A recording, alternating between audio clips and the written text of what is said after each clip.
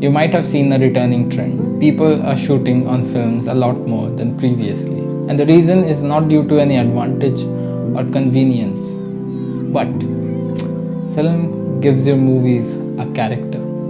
And by films, I mean those black tapes that your parents had that has all of your embarrassing butt naked photos. Yep, those are the films I'm talking about. So as a fellow cinephile, I wanted to check it out for myself. And after a bit of research, I realized film is extremely expensive. Hence, I got onto the cheaper, more effective version of it, converting this digital camera's footage into a film camera simulation.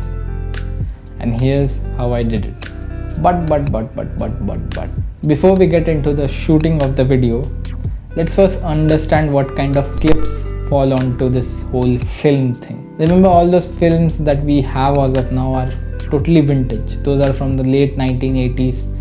So anything that's modern or has modern architecture, modern cars, modern technology doesn't really feel the same.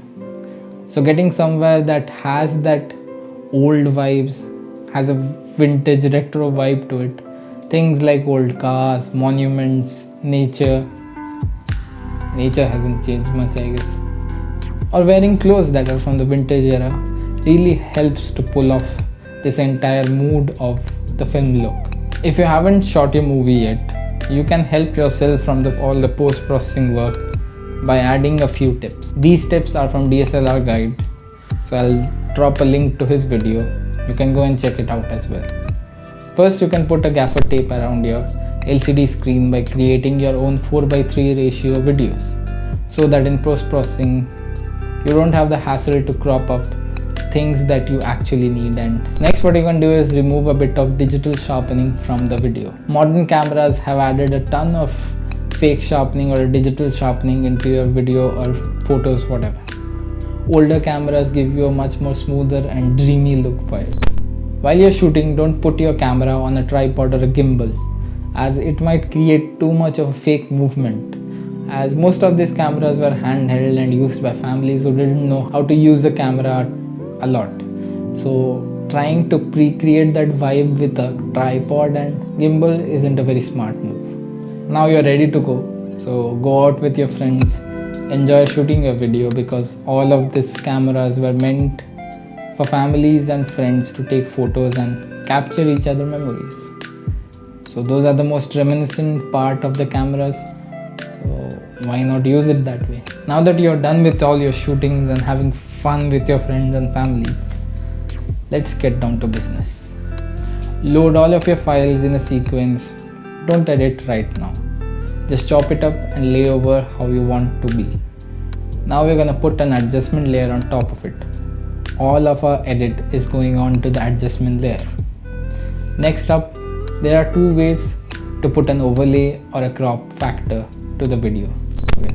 First, you can download a bunch of online available 8mm film overlays or whatever film overlay you want to, and just slap them on top of it.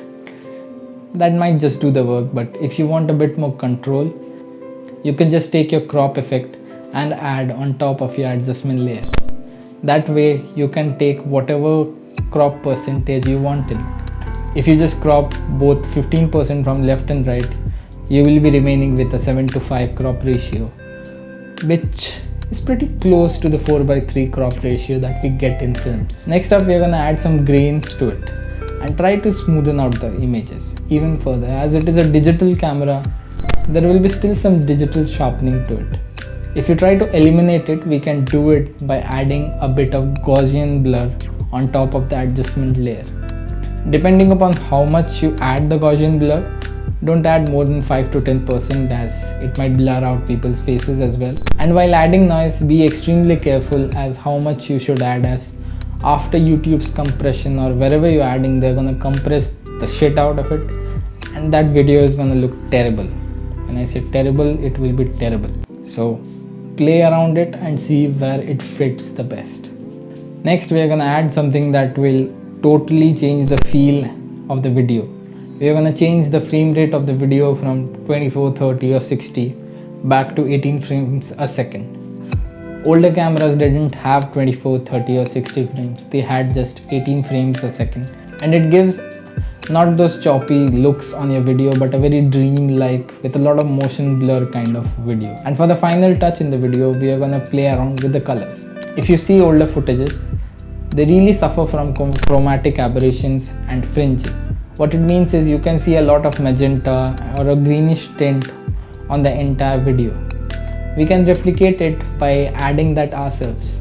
You can simply go to your highlights and add a bit of magenta there. In your shadows, you can add a bit of green tint, and for your midtones also add a little bit of magenta. As for other color grading practices, just blow out your highlights as older cameras didn't handle it that well, and boost your shadows to compensate for it.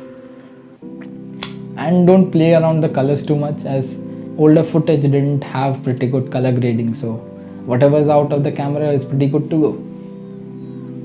Other than that, to give a certain feel to the video, sound is very important. You can search for pre-recorded 8mm projector films and you can slap that sound onto the video as well. That's gonna give out the feel that this is being played on a projector. Other things you can do to make it feel more authentic or real is by adding film burns. But yeah, always remember, film burns don't occur like every second or every transition. You could have saved a lot of time if you have just bought an online emulator, but those doesn't give you the amount of freedom or amount of customization that this process will give you. Other than that, if you want your own look, you can develop onto it. And there you have it, folks. This is how you convert your digital camera into a film simulator. You might not be able to come close to as the imperfections of the film, but we are pretty close. Plus you have a ton of customization that you can do yourself. Maybe you don't need the 4:3 aspect ratio, maybe you don't need the greens as well, you just need the color look of it. You can choose what you want, and as film look or film cameras are coming back into the market, you can use this in music videos, movies, or just showing a simple flashback of a scene. And that's it. This was my very first tutorial and I hope I haven't messed it up big time. If I have, let's have a conversation in the comments. I will love to hear your questions or suggestions for me. And I think I finally found a niche to my channel, and the niche will be those cinematic videos talking about tech or tutorials or in general storytelling. I don't think I want to do vlogs a lot. I enjoy more talking about a story, making cinematic videos other than just blatantly talking about my life. So yeah, this is what my niche is gonna be. Trying to be a Desi Sam Colder. Baki, thanks for watching. Keep smiling and I'll see you on the next week.